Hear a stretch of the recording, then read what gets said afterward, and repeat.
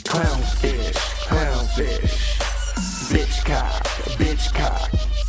Clownfish, clownfish. Bitchcock, bitchcock. Well, hello, all you beautiful boys and girls, and all you beautiful people in between. My name is Melina Bitchcock, and I want to welcome you to another fantastic episode of Bitch Talk with Bitchcock, a fantastic talk show where I get to interview some of the best queer performers from all over. I'm so excited because I got a sister of my sister here, all the way from Portland, Oregon, the one and only Shima B. Valentine. Hey everyone, it's Shima. Oh my goodness, who is this exotic beauty standing before me? It's just Shima. Oh, okay. Well, you look gorgeous, girl. Oh my gosh, you look great today. Thank you. And a little birdie told me that you only painted in like, what, 20 minutes? Yes, I got off work at 5:30, but I thought that the interview was a lot later. So I got home at like 5:30 and then I basically just had to rush the face. So You know, 20 you're minutes. so lucky that you're so beautiful that you can get away with a little lip gloss and mascara, and that's it, right? It's literally one shadow. Been there. So how are you surviving this last year with the quarantine and everything? And we're starting to finally get back to normal. I've been blessed to have like a really small circle group of friends. So it's just kind of like, since the pandemic happened, just kind of like following, the proper protocols. But really, I didn't have much friends to begin with, so it didn't really matter. It's just Kim. Oh my God, Kimberly Michelle Westwood. We'll definitely talk shit about her later. But in the Sure. meantime, my love, are you ready to dive into the bulk of this interview? Yes, I ate an edible, so Oh no. Oh no. Oh no, Well, It's gonna babe, kick you're you in about it. to go on a psychedelic ride with me. I think first and foremost, we should start at the very beginning. And I actually want to know kind of about what was your first exposure to drag? I think it's just kind of like the common, like back in 2008, I was at the Escape nightclub when I was Thorn. So it's just kind of like they had basically the youth version of the turnabout. And Okay. so back in the day, it took a lot, but I actually got Vivica Valentine to paint me before I was like officially Valentine. And I'll have to show you the photo, but I thought I was like the it queen. Like I thought I looked so cute.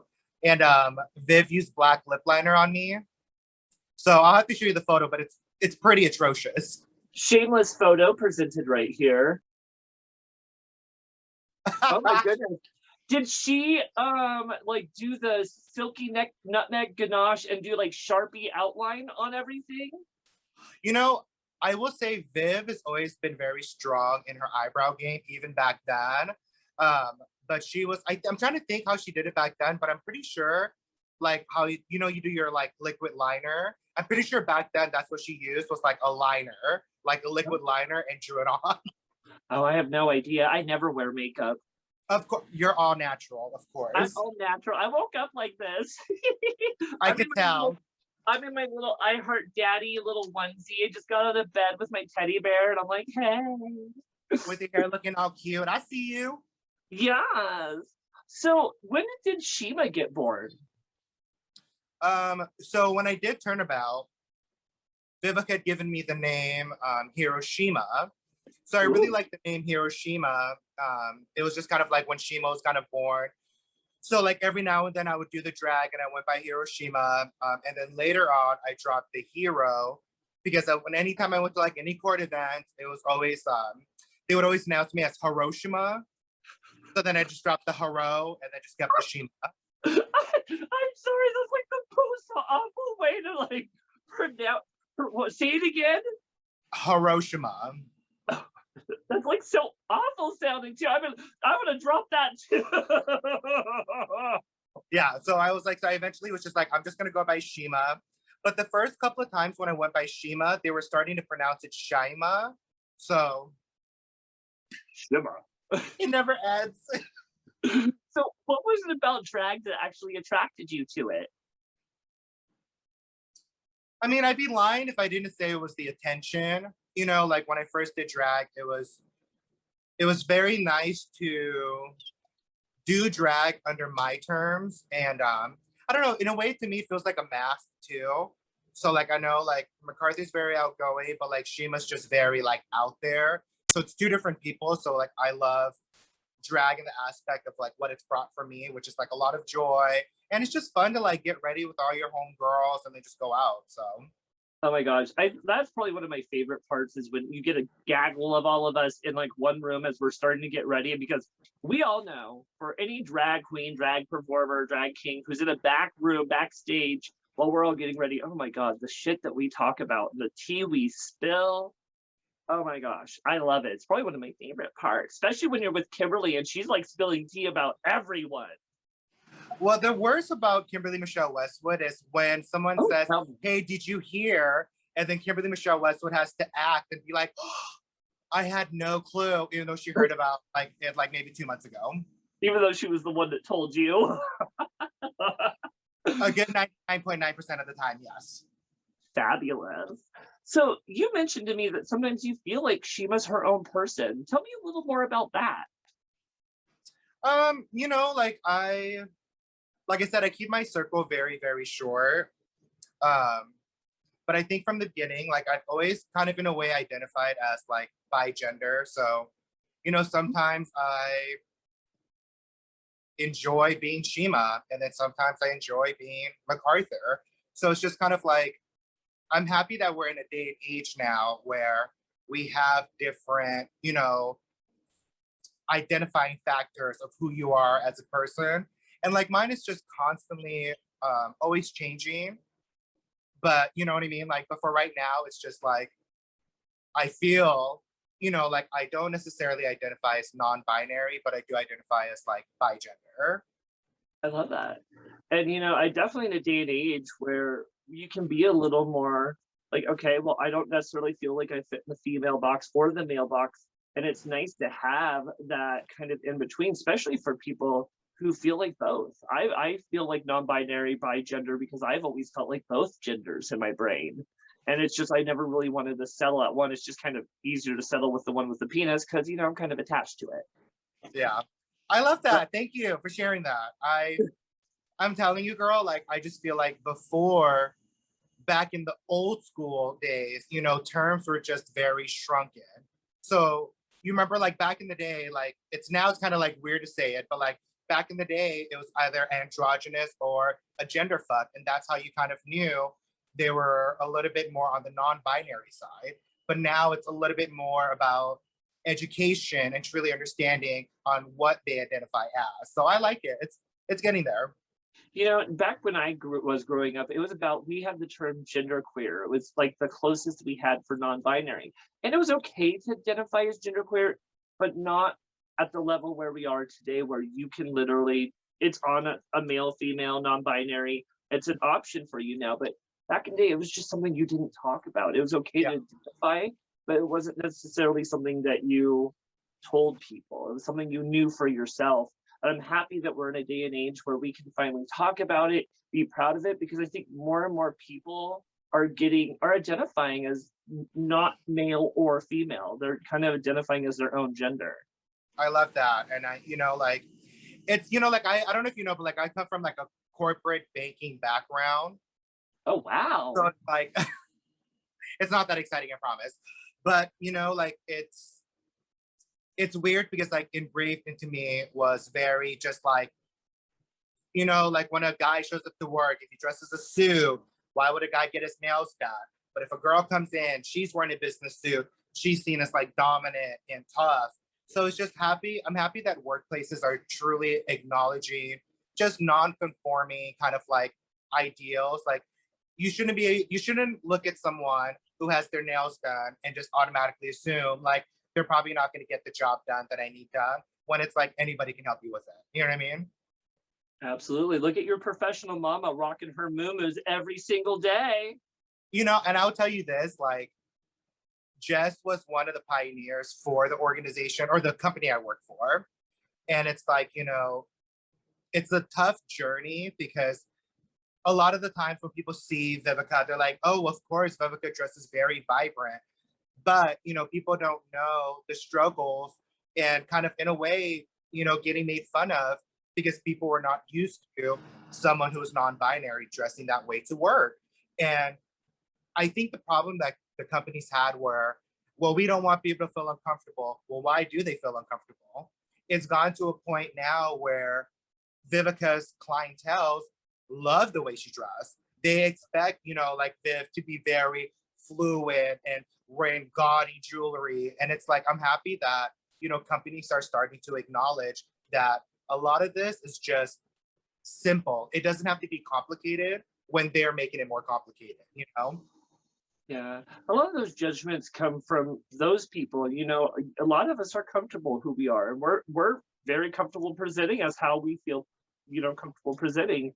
And a workspace, workspaces are so different than what they used to be, because back in the day, no colored hair, no tattoos. You need to dress a certain way, and you need to present male, you need to present female. That's old school. We're not doing that anymore. It's like we've evolved so much further than all of that, where, of course, everyone and their mom, I mean, gosh, even their grandmothers got tattoos all over their arms these days. They And do. and it's beautiful. It's so gorgeous to see such a collective of people, even in the workspaces that we have before us. And like you said, it's making us more comfortable to kind of lug forward. Now, back to the subject of drag, because I guess that's why we're here. Yes. Tell me a little bit about your drag style and what kind of looks we could expect from you. Well, you can always expect the peplum. Oh yes, the notorious peplum. I don't know, I struggle with my gender identity, and it's been an issue for a very long time. So I'll be honest, if you ever look at Shima's makeup from the jump, it's my makeup gets very draggy, and I don't mind it, sometimes I do, but it's every now and then, people want to get complimented, oh girl, that mug is stamped, you are beat. But when I hear those things, I feel like I'm doing too much. So that's why my makeup kind of goes up and down, because I'll do the 6 eyeshadows. Then I start hearing oh girl, you are dusted. So then I literally switch back just to 1 eyeshadow, and then just kind of slowly build up and then go back down and then slowly build up again. Okay. So what about your costumes? What kind? I know you mentioned the peplum, which we'll talk about a little more in a few. But what kind of costumes do we expect you to wear? I kind of mentioned in the interview with Kimberly Michelle Westwood, which I kind of got made fun of for this. I kind of called your style a little pedestrian, but what would you agree with that? What? I mean, I guess it's considered pedestrian. Well, how about this? Hooker on the corner, is that a little more comfortable for you? Like a teen bopper going to the mall, going to Zoomies, you know what I mean? It's funny, and I'm going to actually make you repeat something that you mentioned to me in the interview, and was the perfect description of how you see Shima. And it was this kind of nail technician that drives an orange Volkswagen. Tell me a little something like that. So it's what I picture Shima is if you've ever watched, she's a famous TikToker now, but before she was all over YouTube, and her name is the lovely Mimi. She was also on Love and Hip Hop for a little bit, but she's that's why I picture Shima, just very all up in your face. She's honey, why you don't like? She's just very funny. But I picture Shima just being a nail tech on Mondays from 9 a.m. to 9:05 a.m. I picture myself driving a red Beetle, a red bug that literally is constantly always on empty. But is it one of those Beetle Volkswagen vans so you can let the men visit? You know what? I've tried the car action, and I'm a little plus size for the cars lately. So I I may have did some business in the car where I literally had to hold my breath while so, I just like to keep it at home now. I may or may have not once broken someone's rear window with my heel when we were trying to fool around in their car. I'm like, I mean, you're trying to put me in a position that I don't go. That's pretty iconic. So you mentioned that you have gotten pretty good with your makeup to a point where, like, today you did it in 20 minutes, and you've even mentioned that you've mastered a 30-minute face. Tell me a little about that. I think we're in a day and age now where, like back in the day, kind of like, like when you and I started, things were a little bit more like you had like your drag house, your drag mother to kind of like show you the things. But it's like it's so evolved. You know what I mean? Like it's just very like, I don't know, like YouTube, like people learn makeup drag from YouTube now. Wait, what's your question again? I'm like getting vague, sorry. See, this is what happens, boys and girls, when we give Shima edibles before an interview. I'm trying to stay relaxed. No, you're fine. I love it. So the question was, basically, you mentioned you've gotten pretty well with makeup to a point like today you have your 20-minute face, and that you've even gotten to a point where you master a 30-minute face for an everyday look. Tell me a little like what all goes into that. Yeah, sorry. Okay, now I got. That's what I was talking about, the YouTube. So like when we started, I don't know. I just like my makeup just never really changed until I really stopped caring. Like when I didn't care about, like, well, your eyebrows should be done this way. Like when I stopped caring, and then also kind of like when I was working at Stag, because all I cared about is that my lips look like they're ready to chat. So like when I was doing like the Stag, I would literally come home. So it's kind of like, do I take a power nap or do I start getting ready and going to Stag? So it was just easier for me to basically, I had to be there at 9:30. So I would take a nap, sleep, and then get up at 8:30. And then from 8:30 to 9, kind of like do a face. And then at 9:15, I leave and get down to Stag by 9:30. So. You better work, Miss Bitch. Now, you've mentioned one of the most famous looks that you have is your peplum. What do you think makes your peplum look so infamous? I will say, I think do you know how a peplum works? Yes, it hides all the bad parts and shows off all the good parts. So, ideally, so like I have kind of like a bit of a muffin top, right? So a peplum, you kind of like put it right underneath the bust, and then they have this little, like the extra mini skirt on top. So what happens is it kind of pushes out like this. So in a way, it kind of gives you like a hourglass frame when really I'm not even padded or anything. So yeah, it's like when I do the peplum, it's literally like the fastest and quickest way for me to like get ready and just literally throw on my clothes. But hasn't the peplum become like a signature Shima look? I think it has, like I enjoy my peplums. Like sometimes what I wear when I'm trying to like, I don't know, I guess look cute to what the community think looks cute, I don't feel cute. And I think sometimes it shows it in my face when I take photos. But a peplum, like I could like sit on a dick, I could buck and twirl, and I can just literally, I literally can do anything in this peplum. And I have to come stains to prove it. Oh my goodness. I love that you're kind of a scandalous queen, such as myself, because back in the day, Miss Shima, Miss Melina Bitchcock would be known for like being by the dumpster sucking dick after a show. And nothing wrong with that. No, it's a healthy sex drive, right? Yeah. It's not my fault the men think I'm so popular. Besides your peplum, do you have a favorite drag look that you've produced through the years? When I ran for Miss Gay Oregon, like the court is, it is fun. Like, back when I ran for Miss Gay Oregon, the theme that I was doing was, oh my God, what's that word called? Steampunk. Mm-hmm. So like I had Shaniqua Bolt help me. So I basically created like this giant like gear backpack that had like, it was kind of like a showgirl. And it basically had the giant sticks with all the mini gears on it and had like the feathers on it.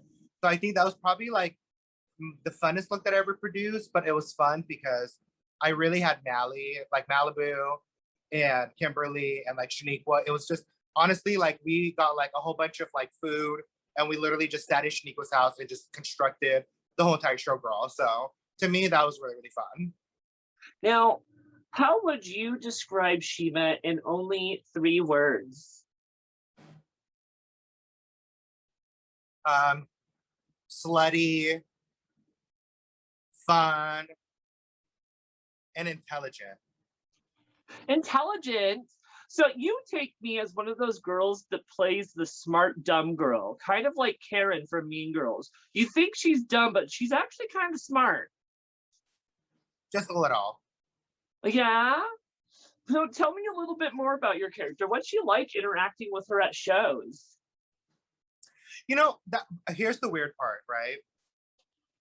You have Kimberly Michelle Westwood, who's like loud and outgoing, right? Who's that? Right. I'm the girl who kind of like, you know, allegedly looks like me. So Why don't we just call her she who shall not be named? she who shall never be named. But I think what people wouldn't like, and I've had arguments with other friends about this before. It's the I think people always think that I'm very like outgoing, but I actually have really, really bad social anxieties. And sometimes they sneak up when I like least expect it. But it usually happens like at nighttime at the bars. So like I used to host at Stag. People would always see me sit in the corner, but I would sit there by myself, drinking a Coca-Cola. And people would always be like, you know, like you're just like very standoffish. It's like you're just so rude. And I'm literally like, I want to explain what's going on right now, but I can't because I literally feel like I'm gonna throw up.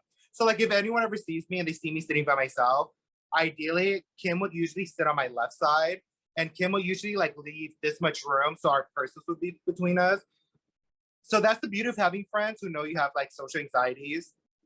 So Kim knows I have it. So she kind of like, in that case, she is sweet. She'll kind of like give me my distance and then kind of like not really talk to me because she knows I just need like a minute to kind of collect my thoughts.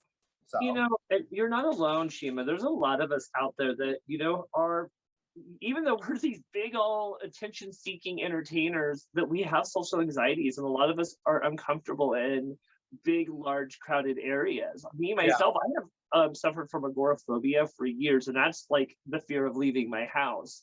And a lot of the time, the only time I felt comfortable was actually when I was in my full garb. And because I like to call this our armor, because I feel like sometimes we become almost like warriors, superheroes that can do anything once we actually have our armor on. But some of us, you know, it's still overwhelming, and we just have to be respectful of that. yeah, I hear you. Well, how do you feel like drag has actually changed your life for the positive? You know, if I never started drag, I don't think I would explore as much to where I am now. You know what I mean? Like I think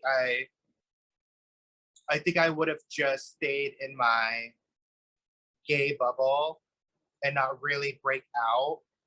So like what drag has really, really done for me is it's really kind of helped shift my journey to really understand, you know, like my gender identity issues and things like that. It's really kind of just helped guide me through. But if I never did drag, honestly, I probably would have just lived the typical, you know, like gay boy life, which is nothing wrong. That sounds really rude. Live the typical gay boy life.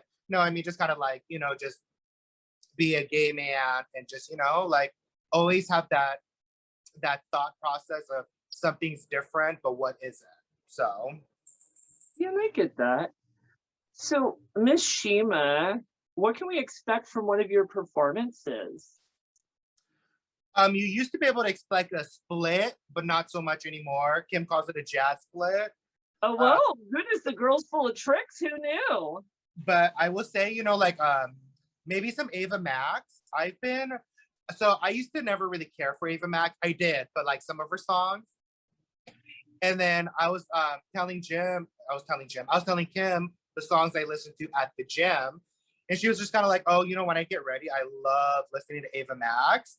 And I literally played a couple of her songs. So like literally I'm obsessed. So do expect me to maybe do one song of hers.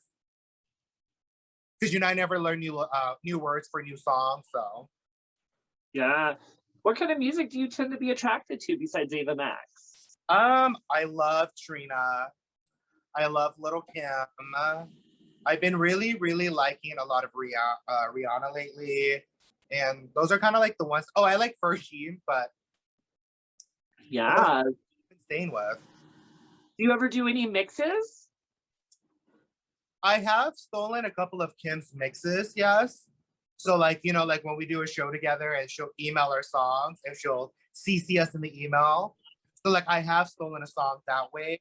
I've stolen like maybe 3 good Malibu mixes. I've stolen all 3 of them and I've done them with the song saying Malibu Boulevard and I was performing.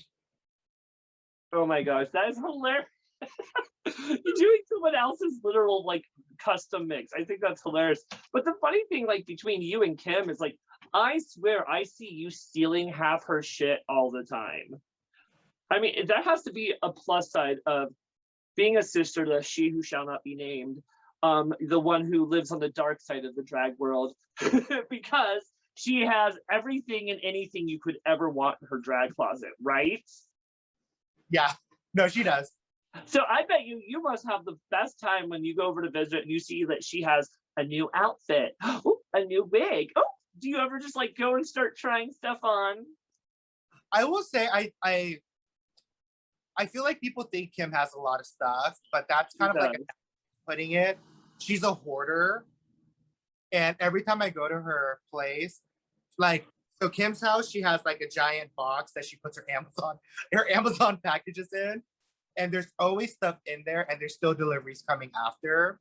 So like it's really, really nice having Kim for pageants because I can literally borrow any hair, any clothes or whatever. And sometimes she'll do my makeup too. And I will say this, Kim has gone a little, thick with it. So a lot of the stuff that she's been buying lately has fit me perfectly. So oh my goodness. I love that so many people are just like commenting on how thick Kimberly's gotten lately.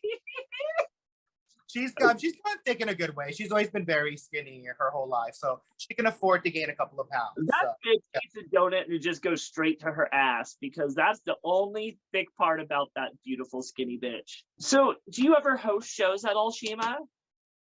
Yeah, I guess. Yeah, well, yes. That wasn't a trick question, darling. So yes, you host shows because I used to host. Yeah, I used to host. So I used to host a Stag PDX. Well, I had the brunch, the You Better Brunch with Kim, but I don't know if that's technically. So originally, when me and Kim talked about doing the show with the original, not the original, the second owner, it was basically advised like, Kim would host the show and I would be the DJ. And then you remember like when Kim won Empress. So this stupid biatch was like, we have brunch on Sunday. So if I don't win Rose Empress, I'm just gonna go to Stag, host my show, get my money, and fuck all these bitches. Literally, right? She ends up winning. So like, the next day, like after you win, you have to do the victory brunch and everything else too. This cow literally just texts us 30 minutes before our show starts and goes, hey, I'm not going to be there. The laptop is at the brunch. Someone needs to come get it. So we literally had to drive to the victory brunch, grab her laptop, get there. And like, because nobody else was hosting, I ended up hosting. And I don't know, I guess I was good. They were like, Shima, you're kind of like funny, I guess. And then after that, they were like, do you mind hosting the brunch with Kim and Shima so we can have both of you? So I guess technically it was Kim's, but then they gave it to both of us. So do you consider yourself like a funny queen? I really don't. No? Like, I don't know. Like, I think people think I'm funny when I'm a drunk mess. You know what I mean? But like, I don't think I'm funny. I just think I'm a hoe. So like, tell people what a hoe I am. I'm like, oh girl, I was just S in the D. And people are like, oh my God, bitch, you are so funny. And I was just like, no, really, I was just S in the D. Like, you know what I mean? So no, and it's kind of true though, because like you are hilarious, even though you don't know it, even though you're just talking about dick appointments. Because like we were evacuating for 5 days. We stayed with Kim. But I remember we went to dinner with you one of those nights, and you were fucking cracking me up left and right. And you were just throwing these little one-liners, telling stories about dick appointments. And I was just like, bitch, you could make a lot of money talking about some of this shit on the microphone. Listen, sometimes like some people, see a therapist, talk to their parents. Like a good dick appointment could, really put me in the mood. So I like a good dick appointment. Well, all of you beautiful boys and girls and all those in between, I hope you're enjoying this fantastic interview with the one and only Shima B. Valentine. If you are enjoying this interview, please make sure to tune in to where the credits will be at the end of this interview, where you will find Shima's tipping information and her information where you can find her at the nearest corner. But seriously, tip this girl. She's sharing all the tea, and she deserves a few of those extra dollar bills. Welcome back to Bitch Talk with Bitchcock, where we're here with the one and only Shima B. Valentine. Shima, how are you surviving the interview so far? What up? It's been fun. I like when we go to commercials, like we have people touching up our face or something. We have the whole RuPaul team here, makeup artists, hairstylists, and those gentlemen that shove their cocks in our face when we're feeling a little lonely. We're gonna go into one of my juiciest and favorite parts of the talk show.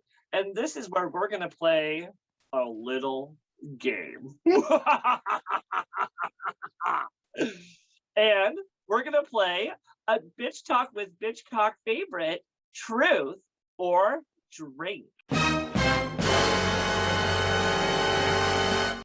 And how this is going to work is I'm going to ask you a series of shady questions. And these are such shady questions that I reached out to your drag mother, your drag sister, and some of your closest enemies to get some of the shadiest questions to ask you. So you can either answer truthfully or take a really juicy shot of that fabulous vodka that you have. Got it. Any questions before we start, my love? You said you asked my sister, so Kim, my mom, Vivica, like okay. I think I know these bitches. Oh yeah, they're shadies, and they gave me some good shady shit. So you ready to get started? I'm ready. For number one, this one comes straight from your sister, Kimberly Michelle Westwood. If your tuck had a name, what would it be? She's so rude. So she's asking that question because I don't talk. So So you don't tuck? no, I just don't like tucking. Like I think it's weird that I think it's weird when I tuck. But I guess if I like, can we call it beef ravioli then? Name my tuck. Say it again. Beef ravioli. That's a good nickname for yours. Well, actually, mine's more the the loose hallway. For number two, describe the smell of your gaff and the last time you washed it. And that's your tucking underwear. And that also comes from Kimberly Michelle Westwood. She has such weird question. I don't wear a gaff because I don't tuck, but I'll take a shot for that one though. All right, take a shot, baby. Take a shot. Kim has such lame questions. Like, if I don't tuck and she knows that, why would I wear a gaff, girl? Like, okay. We never claimed that Kimberly's one of the smartest queens there. I'm gonna use my Shima shot glass because I lost Empress. Oh, I love it. So for number three, what is your most embarrassing moment that's happened to you in drag? That I only had one time, and I don't know if Kim's asking this because it's only one time that it's happened. But it was me, Kimberly Michelle Westwood, and Jada. We were in Seattle. So it was like a ladies' night. We were all going out. And have you ever been to our place at Seattle? No. So basically what happened was Jada's like this beautiful Asian. So she walked down very slow, kind of like did the off the shoulder kind of deal. And then you had stupid ass Kimberly. She was walking down, kind of like a more bounce, you know. And then it was my turn because I was the third one walking down the stairs. I took 2 steps. I completely fell from like our place top stair all the way to the bottom, like flew, and I had to grab the railing, and then I hit the guy, and like I hit him on his back, and then Kimberly and Jay, they both literally went and just walked, and they left me with a guy who like didn't even know who I was, and I was like, I am so sorry, and he's like, I'm okay. Are you okay? So. Oh my gosh, that's definitely a good story right there. And definitely embarrassing. Oh my. So let's see here for number 4. This one will be a fun one. Who do you think is more desirable to the men? You or your sister, Kimberly Michelle Westwood? I mean, look at this. Is there any comparison? I will just say this: out of me, Kimberly Michelle Westwood, I swallow. So yes. That's right there. She's the winner, right there. Because if you Kim has a really bad gag reflex too. Really bad. Come on, spitting's rude. Just like, what a waste of children. Tell that to your friend Kimberly Michelle Westwood that it's rude. Girl, you need to learn how to swallow your protein. For number 5, in your last question of truth or drink, have you ever had a sexy crush on a fellow drag performer?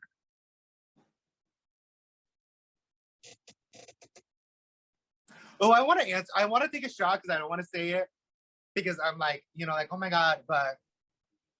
I'll let you do both. I'll let you take the shot and spill the tea.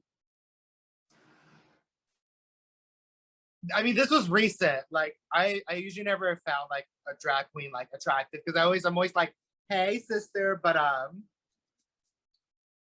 have you heard that performer named Babylon? Yes. I think they're very, very attractive. Little sister action. We'll get that shot going. Just so tasty. Yum, yum. Ooh. But yes, I find them very attractive. Fabulous. Well, so, Miss Shima, do you feel like drag has helped your confidence when you're in and out of drag at all? Yeah, I mean, like I feel like it does that for everyone. Like, you know what I mean? Like, it brings Not always. Not always. Sometimes it's hard because, like with me, sometimes I only feel like people only appreciate the character, but not the person behind it. So sometimes it tends to kind of mess with your head sometimes. I know. I mean, I get where you're coming from. I mean, there are times where I'll go out to the bars as MacArthur, and I know I'm not going to have as much fun because I know, like, when I go with Shima, it's always like I know I'm always going to have like a kind of like a messy fun night. Ooh. But I guess in the aspect of like on an articulate, more like an artistic side, it's just fun. It's fun to create, learn, like, like different color combinations. So it's like, it's giving me like confidence in a way of like, I know I can do an amazing transformation. So yeah, but I do get it. Sometimes I think that's the only part that's the drawback. I hate that feeling of knowing that I'm not going to have as much fun if I go out of drag. I feel that. It's just, I think it's because you get so comfortable as your drag character and knowing that boys are going to give you more attention, people are going to buy you drinks, and you're going to be fascinated with the mirror half the time because you can be like, oh, yes, oh. I love it. So do you feel like there's a major personality change between, your everyday self and when you actually become Shima? Yeah, I mean, like it's 2 different people, like I just think, I don't know, like it is 2 different people. I mean, like obviously Shima's like more confident, but I don't get social anxieties usually when I'm out of drag, but I get it when I'm in drag. So that's another thing that's been kind of weird because I've never had that before, but I don't know. You think that happens because you are kind of at that point of center of attention where everyone's focusing on you, and like, I mean, it can sometimes become overwhelming even for a performer. Yeah, no, I agree. I think it has to do with, like people always wanted to talk to you, but I think mainly it's just kind of like that constant, I mean, you're a queen. Like when you sit at a bar and you're trying to like catch your breath, but they're like, like people are like, hey girl, can I take a photo? I just want to say you look amazing. Oh my gosh, Kimberly Michelle Westwood, you're so beautiful. Like, things like that. And they just want to talk to you. And you're like, okay, thank you, thank you. So then you just kind of like, I don't know, sometimes they get really, really, really bad social anxieties. I get it. There's that moment where I guess the audience doesn't really get that we need breaks from it all because it's hard being in the zone in our full character because it's draining. When I do my Melina character, you meet Jamie and you meet Melina, and they're not the same person. They're still both goofy as fuck, but like Jamie's more quiet and reserved, prefers to stay at home, where Melina's loud, over the top, curses enormously and likes to talk to men and flirt with them. It's like it's completely 180. So I totally get that change.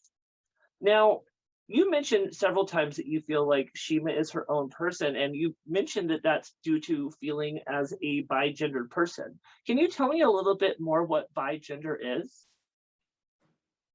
Yeah, I mean, it's just kind of like, like the easiest way to explain it to me. So, like different people take it differently, but like to me, it's just kind of like, just kind of really understanding that, you just kind of tend to kind of fluctuate between one side and the other side. You know what I mean? Like sometimes you can have a middle, but ideally, it's just what I've understood it. It's just, really just you fluctuate between both. I never identify as non-binary because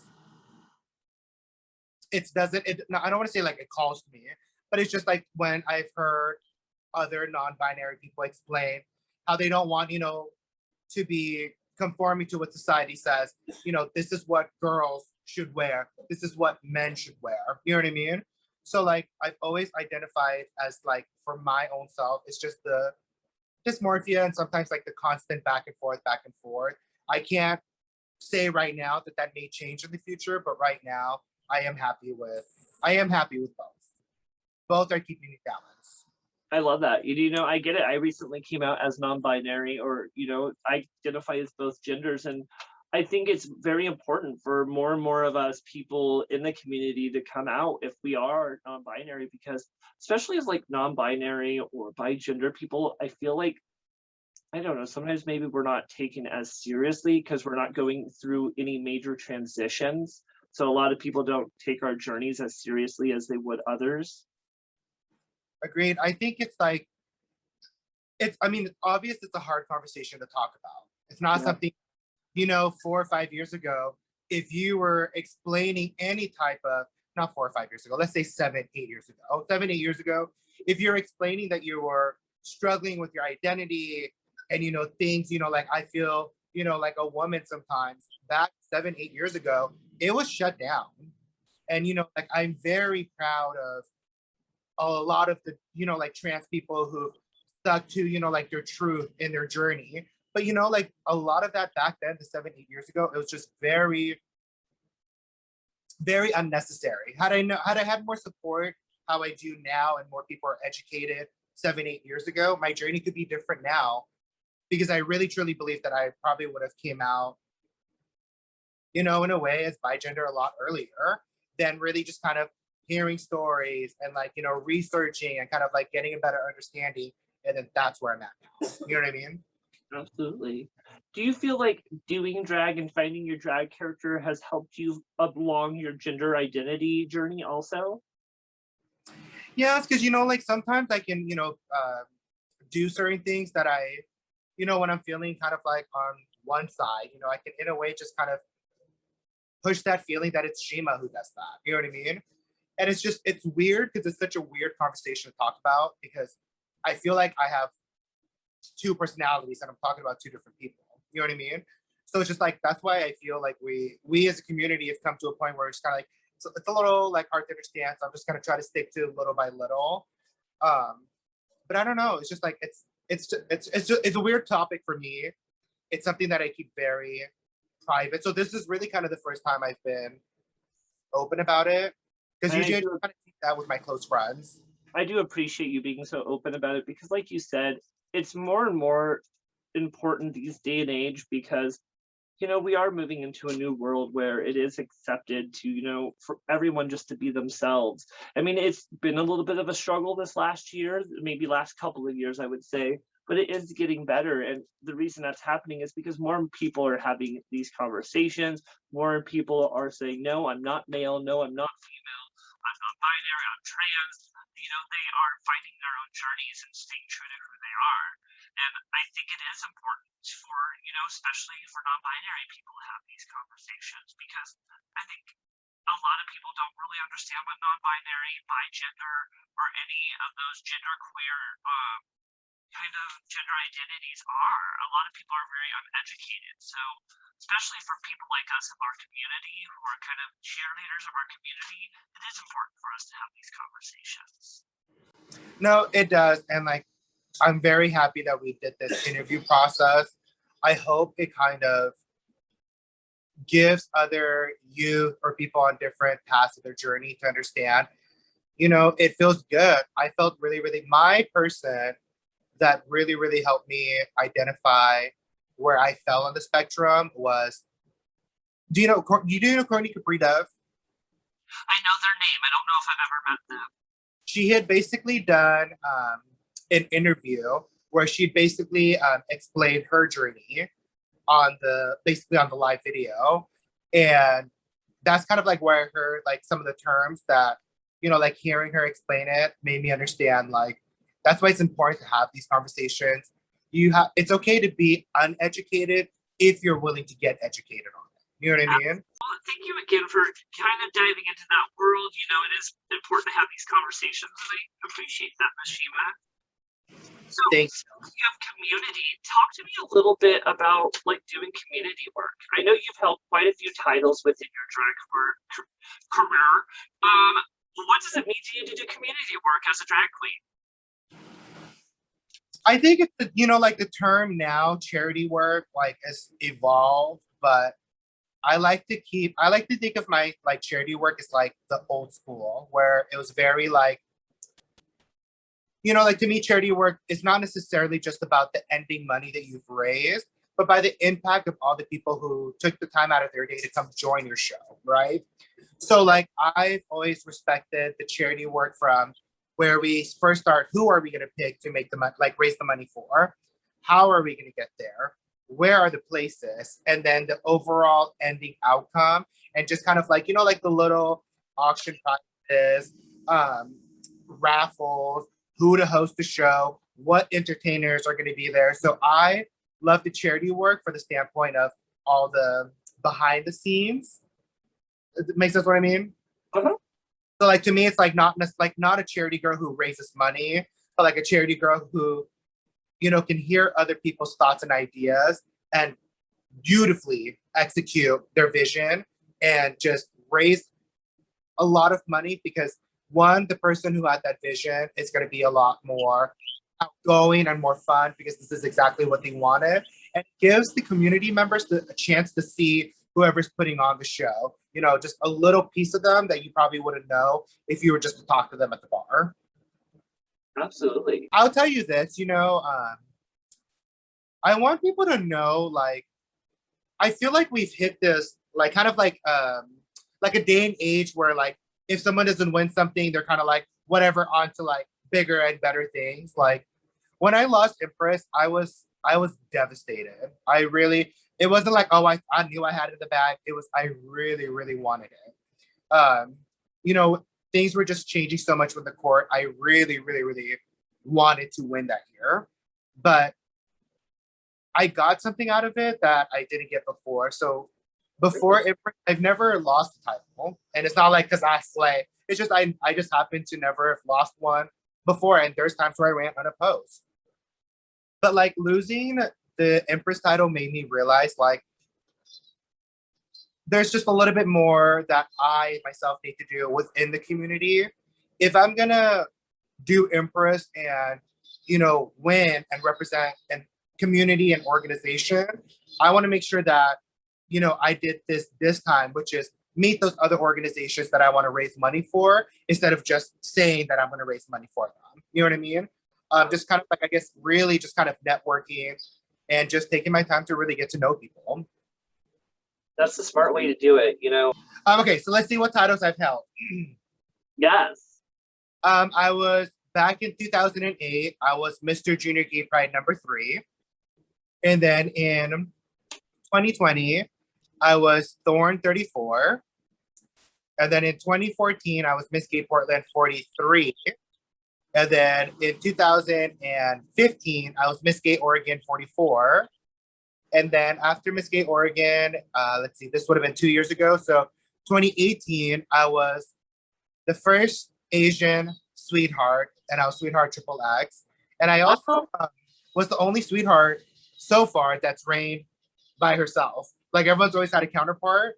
I'm the first and only one that's only had myself.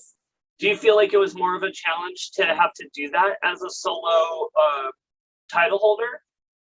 I mean, the organization like didn't bring on like a regent for me because they're like, you don't need one. But you know, like I'm a very aesthetics kind of like looks kind of girl. So it would have been nice, you know, like getting escorted up the stairs at a couple of coronations, you know, have like a mister to escort me to go take a shit, you know, just having an escort. You know what I mean? Oh. So you know, I feel like you have had a fierce ass drag career. Has there been any major hardships you've had to face during your drag career? No, everything's gone smoothly for the sole fact of like maybe back then, like when I first started, because it's like I swear, when I first started drag, I felt like one of us girls, either Malibu or Kim, someone was always getting some kind of drama. But like when you stop thinking about all of this, and like when you go out and just go out, like when me and Kim and Mally go out, I'm not going out to be like, oh, are we gonna slay tonight? Like, is your makeup cute? Like, when I go out with Kim and Mally, the first thing in my head is who's gonna be the first one to pass out? Like, who's gonna get wasted? Who's gonna pay for our lift? You know what I mean? And when you just stop thinking about what others think of you, what they feel about your drag, and when you do it just for yourself, like it's a different world. Like when you go out just with your girls and it's just 3 of you and you don't need 8, 10, 30 people to like have a good time with, like that's when you know you've hit like a new type of drag that just people just will never experience until you just let it all go. Fabulous. I love it, this thing. Now, has there been any major females that have helped inspire you through the years, such as like comic book characters, TV characters, or just strong women you've been around that's helped inspire the character you are today? I mean, you know, like I was saying earlier, I like to think I look like the lovely Mimi. And you know, like I also love Lucy Liu. Like I love Lucy Liu. So like when I kind of like my all black, like I try to picture like, you know, Lucy Liu in Charlie's Angels, the first one, where she came as the analytical person and she was in the like leather outfit with the stick, just very a mistress. Mistress Shima. Mistress Lee, but yeah, same thing. Oh my gosh. I could just imagine walking into like an S&M joint and then here comes Shima in like a leather onesie with a whip and be like, who's ready to get punished? I mean, everything you said on there was pretty accurate, except for it be a leather peplum, but same thing. I love it. Well, you're doing freaking tabulous, and I'm loving that you're answering all these questions with heart and enthusiasm. We're almost done with the interview, though. I bet you're so titillated. So, my love, what's something that we should ultimately know about your drag character that we all might not know?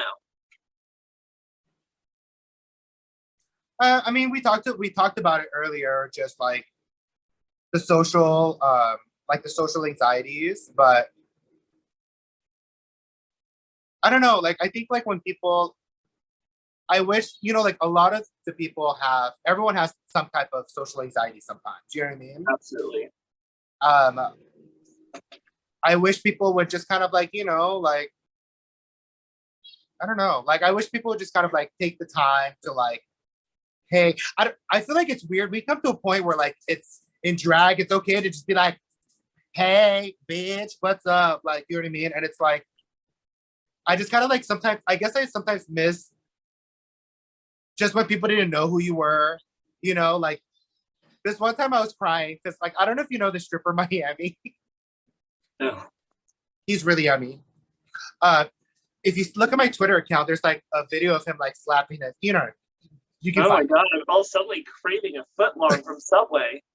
But like I had an issue with them and like I was crying at Stag and I literally was crying. My lashes were about to fall off. And like literally I'm crying to Kim and Kim's like, I'm so sorry that you're going through all of that. Well, Kim's more like monotone. So it's like, Shima, I'm so sorry that you're going through all of this, you know? But like everybody kept on like coming up to me being like, hey girl. Like, I don't know. I just miss the etiquette when people didn't really know who you are. Or they're kind of like, you know, what happened to the like, hey, you busy? But like I literally was crying up a storm and like everyone kept on trying to say hi to me. So Oh, you poor thing. We can't take you anywhere. right. I hate being popular. Like, but no, it's just like, you know, sometimes when I go out and like I'm drinking, I literally am just going out because like I had a rough day and I just need like a vodka Red Bull. And maybe a little dick on the side. There's a good 99.9% chance that that's what I'm getting after. It's raining dick. Hallelujah. It's a crazy moment. So only a few more questions here.